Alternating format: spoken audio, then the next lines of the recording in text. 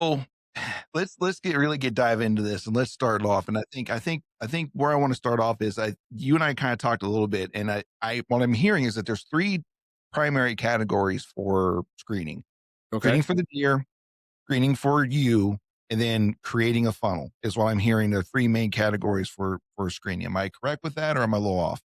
No, I would say 3. You can say 3. I mean, 2 the 2 kinda go to hand in hand with the funneling. It's for the deer, but yeah, I could say 3, so yeah. Okay, If you so wanna yeah. let's dive into the screening for the deer. When we're creating screening for deer, what are we doing? What's the purpose behind this? So the purpose behind it is basically to create a visual barrier. Now the best thing I can put is open fields. The best thing I've ever heard is, Tony LaPratt had a big and I'm sure everybody's seen it on the, TikToks and Facebook and all that stuff. He talks about creating these rooms. Now, these rooms are essentially just areas that are screened and then creating smaller areas so the deer can't see through, creating smaller areas so the deer has to move through all of your setup or your screened areas to visually see all the areas. Um, so he can check for does or the does don't see each other if you have different doe families. And essentially what you're doing is creating a tighter area so deer feel more secure in a way. So they feel more if there was hunting pressure of some kind or pressure from other deer, essentially they can go to these areas and feel secure, although they're really close by to each other in a sense. Um, so visually for that, um, and then bucks too, it's a security type feeling to them.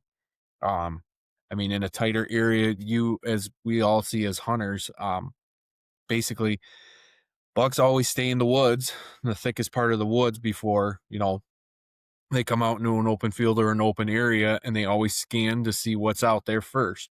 So you create that illusion by making the screening in your area a smaller area so he doesn't have to spend so much time checking that area to make sure it's safe essentially for himself so he can exit to make his move to go on to the next area. So Yeah, I think that's what a lot of hunters mess up on is they don't understand the patience that some of these deer will have.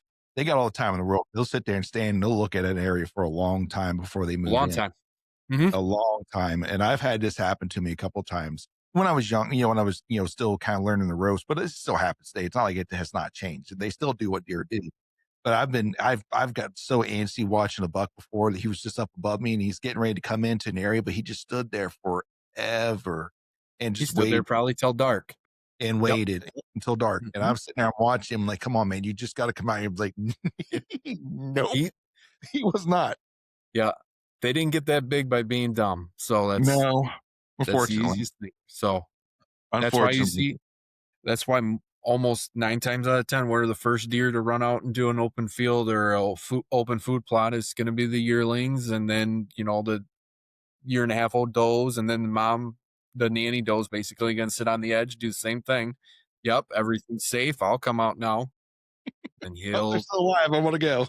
Yep, yep, so